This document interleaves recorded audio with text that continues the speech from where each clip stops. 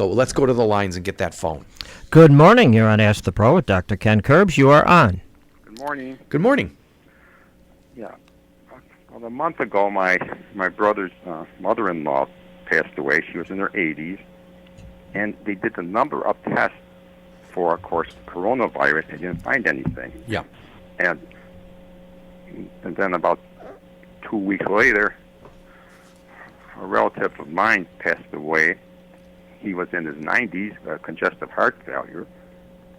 And the last 4 days in a row, they tested him for corona. Like they were trying to get that corona thing. I don't know if that's I won't mention the hospital, but Yeah. But that's interesting. Why would you take a person who was what I call on their last leg, right? Did they do that? And test them every day? Why would you do that? What relevance does that have? You know, I mean, this person was in the hospital. According to them, they have the best safety procedures. It's not like this person was walking around for 4 days. You're right.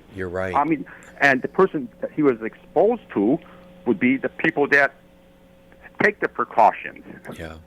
So we haven't seen the death certificate yet, but I'm anxious to see what they're going to put on. Yeah, and when you do, please let me know. I'd love to hear that because there's a lot of games being played out there. There's a lot of incentives. There's a lot of political push. There's a lot of things going on there that are what I consider incredibly questionable. As far as it, because since the beginning of this thing, and we're going back to the beginning, meaning charting since February 1st, which we're now at 5 months. Okay, of looking at this thing, and the numbers just aren't playing out. This disease, this virus, is acting just like a regular virus would. It goes in a bell curve. It comes in, it starts, it just peaks right up. It hits the top of the curve, and then it goes down. Okay, as it moves through, and that's exactly what it's doing. And yet, the media is playing a whole different game. Okay, because when you look at death rates. You look at from back in February 1st, there were 0 deaths, okay? The death rate peaked on April 18th at 16,877. Now realize, that seems like a lot, but we're talking about a country of 350 million people, okay?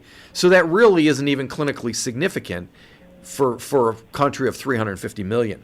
But since then, every single week it has gone down to the last stat. Now, this was updated July 9th, and these stats were for the week of July 4th. This is coming from the CDC now, okay, who record and monitor these things. As of the week of July 4th, there were 230 deaths in the entire United States associated with COVID-19, not exclusively from COVID-19, but associated with it. So 230 deaths. Now it's interesting because there were no deaths from the flu, but there were 230 deaths from COVID-19. Yeah. So, and when you look at a chart, it is so classic, the bell curve that you see. But now all of a sudden we're screaming on the media about these uptickings of these COVID cases in in California and in Texas and in Arizona and all this stuff. And it's a huge problem because we're misleading our people. Okay, because what's happened now is they're upping the ante, in that they're going and testing at such an incredibly high rate that of course they're going to find more positive tests, but most people aren't even aware that they have it. So that becomes a real issue as far as, what are we trying to perceive? What are we trying to portray out there? Up to this date, total deaths in Erie County, up as of yesterday, 601 deaths in Erie County and a population of just under 1 million people. And in Niagara County, as of yesterday, there have been 67 total deaths in 5 months. Okay. Again, any other disease process, no one would even bat an eye at that, that no one would think twice about it. Yet we're still in this uproar. So, yeah, I'd like you to, when you find that out, please let me know. Well, when you talk about the numbers,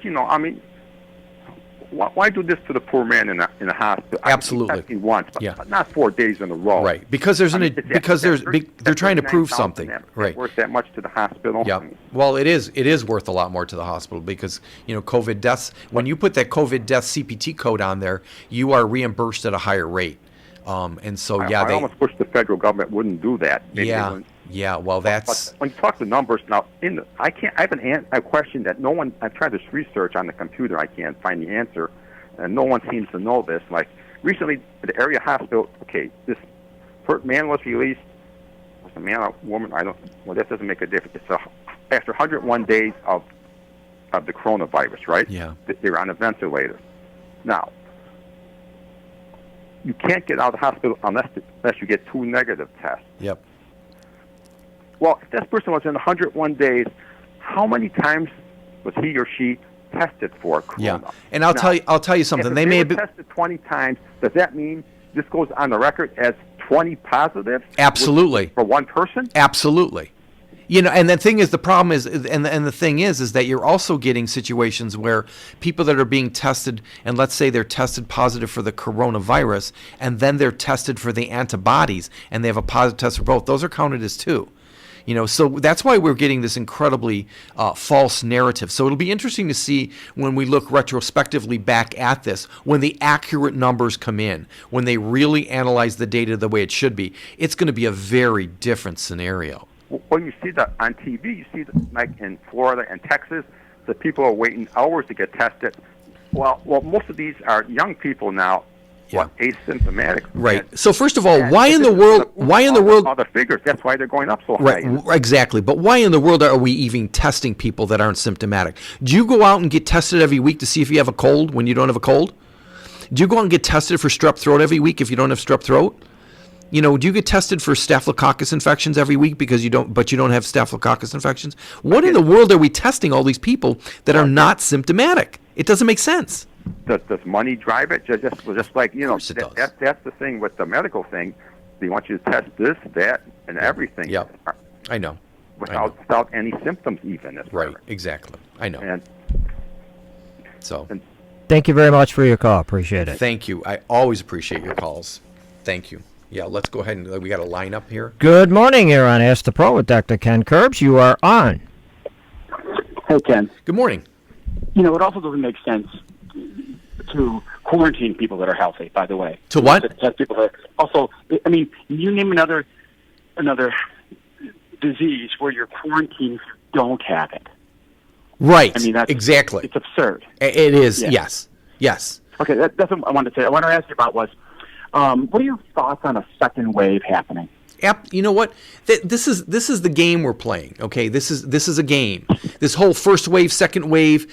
Why viruses? If you understand anything about virology and immunology and immune systems, it doesn't make any sense. Do you think this virus has been so specific that it literally attacked New York City and killed 30,000 people? But California, that has twice as many people, who has the biggest influx from China, only had 2,000 or 3,000 deaths. Okay, it doesn't make sense. We're manipulating the numbers. We're inflating these things as much as possible.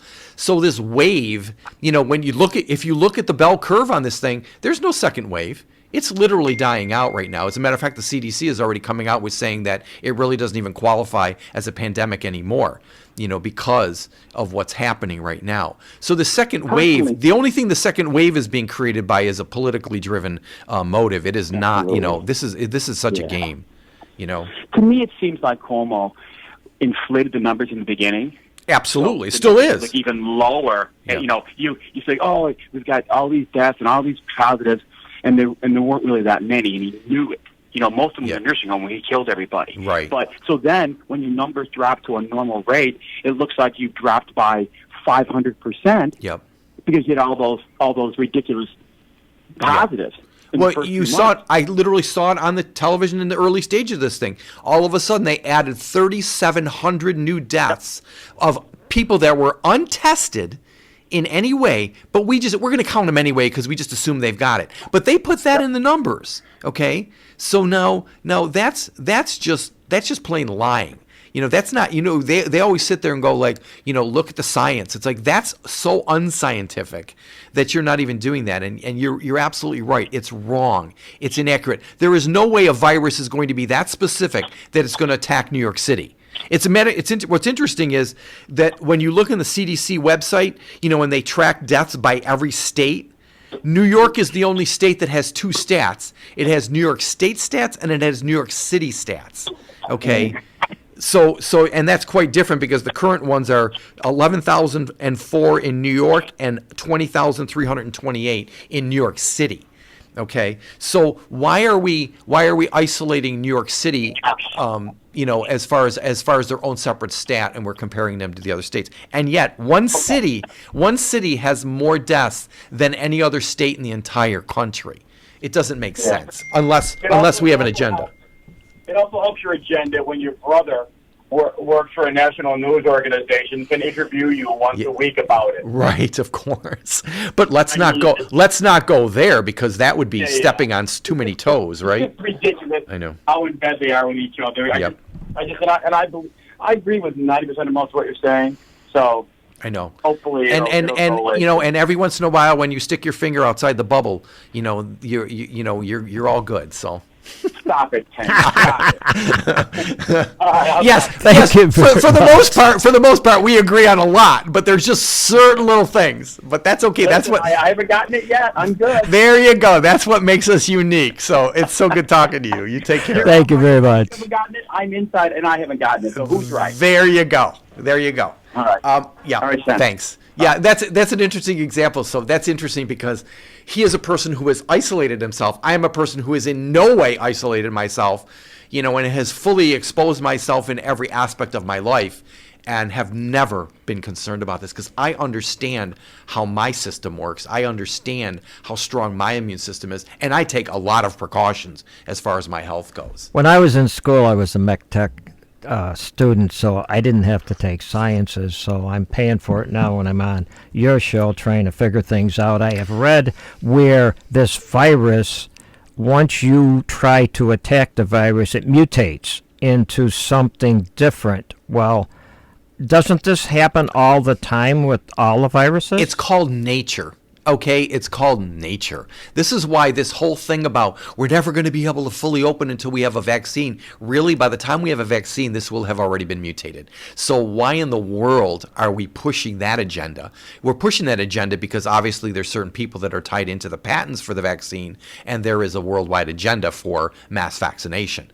So now they're just using this as their excuse to push the agenda. And yet, unfortunately, because like you, and nothing against you, but you don't have that educational background to understand it, as 98% of all the entire population does. So therefore, they are very, what I call, gullible to given whatever they're given. Okay, so you get some person that we now hold on a pedestal as the expert, who is totally financially tied in to the gains to be made by this thing becoming really big, and yet we're trusting him to give us all the appropriate advice on everything. And yet the advice changes whenever it needs to fit their agenda. Okay, I've said this from the beginning. I'll say it publicly again. I know exactly when this disease is going to end. It'll be the second week in November. 433-1433 if you'd like to talk with Dr. Ken Curbs. Ask him a question about chiropractic medicine or about the topic we have been on for 3 months now, or close to 3 months, because most of us are, if you're like myself, being a talker, motor mouth, whatever you would like to call me, it's very difficult to run the motor when I got a mask over my mouth like this, and you can't understand what I was saying. But I had one other question. It's a good thing we're in isolation here. So people who don't know where we are here, I am isolated in a room behind a big glass window and have to go through a hall through another glass window to see Norm, okay? So we are isolated. So you know what? Neither one of us currently have a mask on. Oh, I recall what it was. When this whole thing started and I started my research, I have it in my folder over to the left here, if I need a quote, is that we all have a coronavirus in us. So, and evidently we're doing just fine fighting whatever coronavirus we have in us. So how did this weird coronavirus mutate to the state it did, or... because when it's going to come out, if this information ever does get out, and I firmly believe in this, and you can call me a conspiracy theorist, you can call me whatever. Believe me, I've been called all of it. Okay, my skin's gotten pretty thick over the years. Okay, But realize this, when you look at for the last 13 years, specifically a coronavirus has been studied in the Wuhan stage 4 biohazard lab in Wuhan, China, specifically to, you know how we're doing GMOs or genetically modified foods right now? It's to genetically modify this coronavirus, because coronaviruses typically are in animals and typically do not transmit over to humans. But they were able to genetically modify this virus enough to make that jump between animal to human transmission, okay? Because it was manually manipulated. It was humanly manipulated through this research. And that's really where this thing is. You're going to see this thing playing out. So all of a sudden, because believe me, coronaviruses, there's lots of coronaviruses out there. You know, coronaviruses cause the common cold. You know, it's like, what are we doing here now? All of a sudden, that's what I said in the beginning. We finally found, you know, they've been trying to pull this pandemic stuff for 20 years, but we finally found a virus that so closely mimics a cold that we can confuse people in so many different ways. And yes, I don't want people to understand, I'm not discounting the fact that there is this virus and that a lot of people are being affected and some of them very severely and being killed. But that's what happens every year, because far more people die of the flu every year, and yet you'll never hear that on the media. Okay, you never hear that. Yet if the media were to pull what they're doing right now with the coronavirus every year, specifically with influenza, you just see same old repeat. Just repeat, because that's exactly what's happening now. Because if this virus was as deadly as they say, it would have wiped out a whole lot more people a whole lot quicker. The fact is that we are not stopping this thing by social distancing. We are not stopping this thing by wearing masks. This thing's going whether you like it or not. It's not going to stop. Okay, it is going to stop once we just allow it to do what it needs to do. You know, there's the whole theory of survival of the fittest. And that, I don't say that to be cruel or anything like that, but the vast majority of these people that are dying are significantly unhealthy people. Okay? And they'll say, oh no, well, this 21-year-old died. But no, when you really start digging into that person's health history, believe me, there are other complicating factors. Let's go to the phones. Good morning here on Ask the Pro with Dr. Ken Curbs. You are on. Great. Yeah, I've been really looking at this virus thing ever since the beginning stages, and I really like diagnosing things, and it just seems very fishy that a lot of information isn't released on how it was engineered, how it was made, and so on and so forth. Mm-hmm. So you get all these mixed opinions on what's out there. And I recently, about 6 weeks ago, I found a video from Dr. Erickson in California. And what I found interesting, this is an interview. It was a press release done in California talking about the virus, and the doctor brings up New York State numbers. 1 second. Let me stop you for a second. What do you know? What type? When you say Dr. Erickson, what's his specialty? What does he do? He runs 4 critical care facilities. Okay, all right. So he's in the medical field. Yeah. Dealing with acute care. Okay, yeah. Go ahead then. So him and another doctor are right on the front line. Right. Okay. And they're basically calling out, so something's really not adding up here. Mm-hmm. So they looked at the New York State numbers, which I said, wow, here's California talking about New York State. And at the time, I think they were saying 39% of people tested at the time, 6 weeks ago, 7 weeks ago, were showing positive. So if you take them numbers, he was saying, and say, when the CDC does their numbers and their calculations, they don't go just off how many are tested and how many have it. They go off percentages. Right. So when you figure 39% of a population of, for example, New York State, that's 7 million people estimated to have the disease. So when you look at these kind of numbers, how the Center of Disease Control and how these organizations do their calculations, he goes, it shows a tremendous amount of cases and small amount of deaths. Right. And, this is what probably sticks out more than anything else. What I did, I took that video, edited just the New York State part out, posted it on YouTube, and YouTube deleted the video. Of course they did. Because you can't keep if you in any way question the narrative right now, Okay, and believe me, I don't care where you are or who you say. I don't care if you're in the medical profession, not in the medical profession. If you don't think this thing is being politically driven, you've got your eyes shut and your ears closed. Okay, because when you understand from a healthcare system, I've been in this healthcare system for 40 years. When you understand how these things work, this is not medically driven. This is politically driven, and it's unfortunate because we are messing up our society. We are messing up people mentally more than anything. People are running out there like scared fools. It's ridiculous what they're doing because they do not understand what's happening or how this thing works. So my question to you is, what do we do as society? How do you direct the people to investigate themselves to get accurate information? Because when you listen to a vast majority of the media, they push negativity. Mm-hmm. And one obvious thing is positive cases. So they're testing more people than ever before. Of course, by significant, by tenfold, Exactly. testing right now. So of course you're going to have more positive cases, Absolutely. but they use that against it. Right. So what do you recommend for people to look and just keep an open mind and look at multiple sources? Okay, right. So the thing is, So one of the things that when I look at, you can Google just about any question you want and you're going to get an answer. Okay, but you got to look at where the source of it's coming from. So of course, in our society, the credible source is the CDC, the Center for Disease Control. So I use their stats. Now, what's interesting is I don't care. This is like saying we have 5 million people with colds, okay, and 1,000 of them died, all right? No one would bat an eye at that. Or we have 5 million people with colds and 20,000 of them died. No one would think twice about that, okay? Because there's no political motivation behind that. But when you look at this, even with these increasing numbers, so the thing is, when they started doing the bump up here with, oh my God, now all these hotspots, and now New York State is, if you travel to that state, you're going to be quarantined. We're 5 months into this thing. The bell curve is already down at the bottom. This thing is virtually done.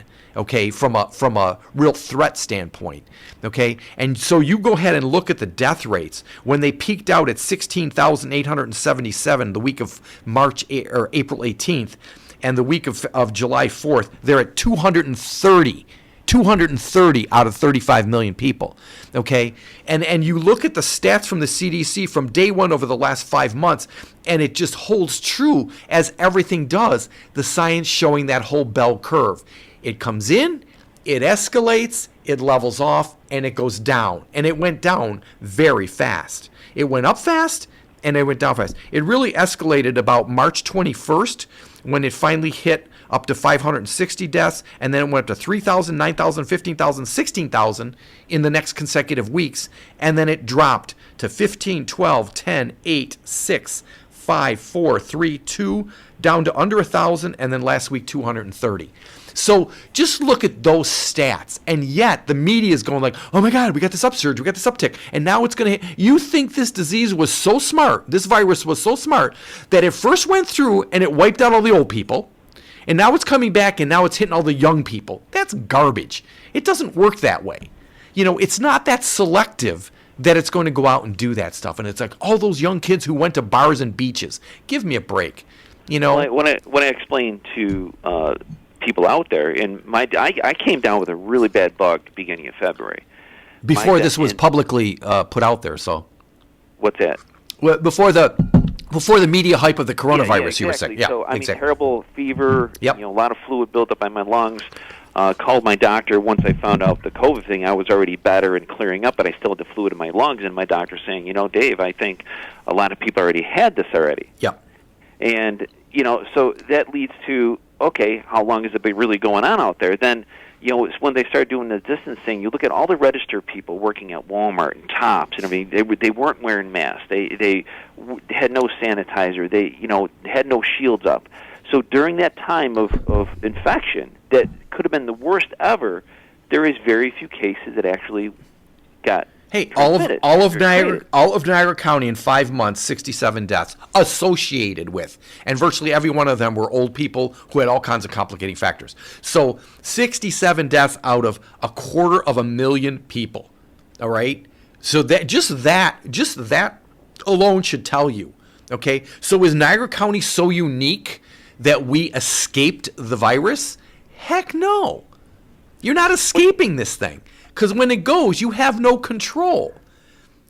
So why are some, like Erie County, who's gotten hit so hard, and yet Niagara County, and again, Erie County, 601 deaths as of yesterday, with a population of just under 1 million people.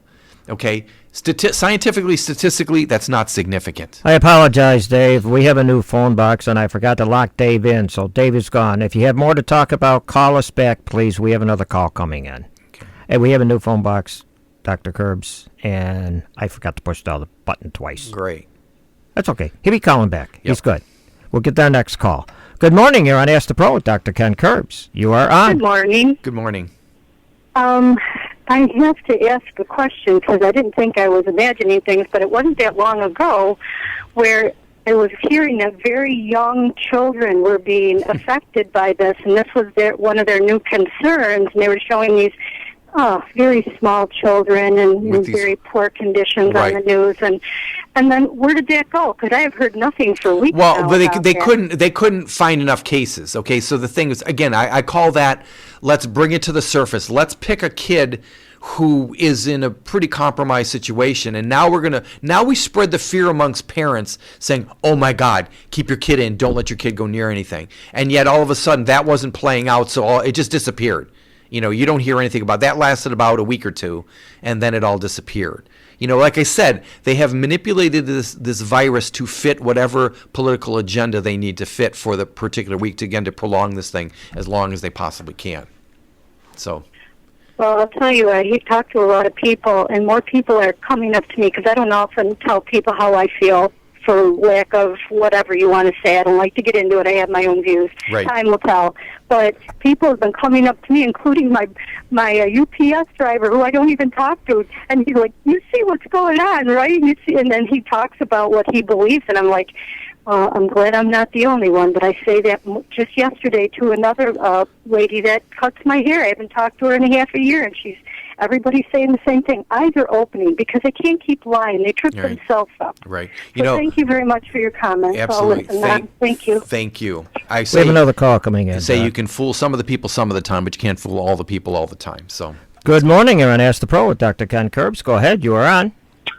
Yes, good morning. I just want to talk a little about the systematic indoctrination of this whole mask thing, and it's very scary because as I drive, now I see Vistaprint's doing a commercial. Wearing a mask is cool. Yeah. Ice cream place out in Amherst. I'm driving down Transit Road yesterday, and it says, not only is wearing a mask required, but it's fun. Yeah. And they do all these technical linguistic techniques in order to encourage you, to indoctrinate you.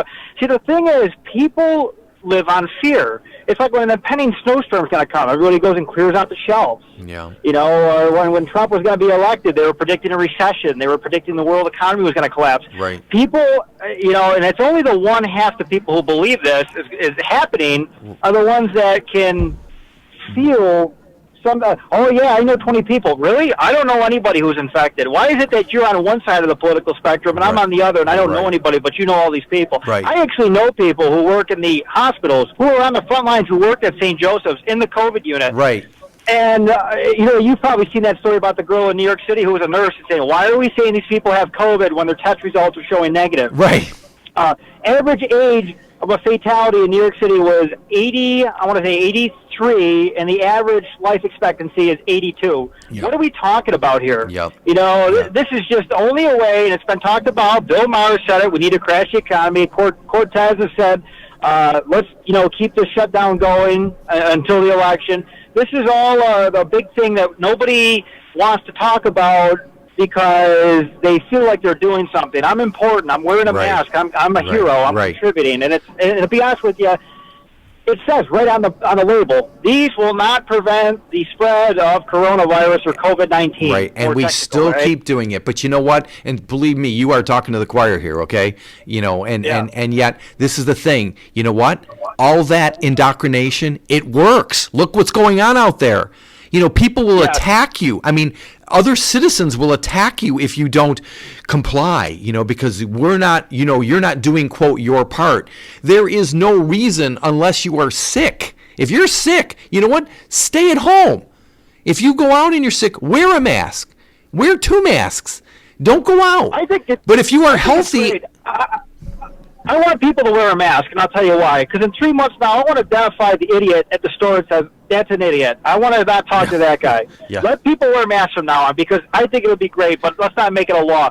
Lastly, too, with this whole pandemic, I'm sure, I don't know if this has already been discussed on the program, but what they were doing was they were bringing people into the hospital, 13,000 for a COVID patient, 39 to get them on the ventilator. Once you take away somebody's lifeline of their own lungs, put on the ventilator, Oh, what's happening here? Cell phone must have dropped. Oh, cut him off. But yeah, when you talk, the thing is, they've shown that the ventilator situation is not the way to go. It's like over an 80 or 90% death rate for people put on a ventilator. So anyway, we're going to be cut off the air. Y'all have a great time. Don't forget Lockport and Bloom Garden Show. We didn't have a chance to talk about that. Come on out, visit me at my home. Thank you. Norm Palmer saying good morning for Dr. Ken Curbs on 1340 AM, 105.3 FM.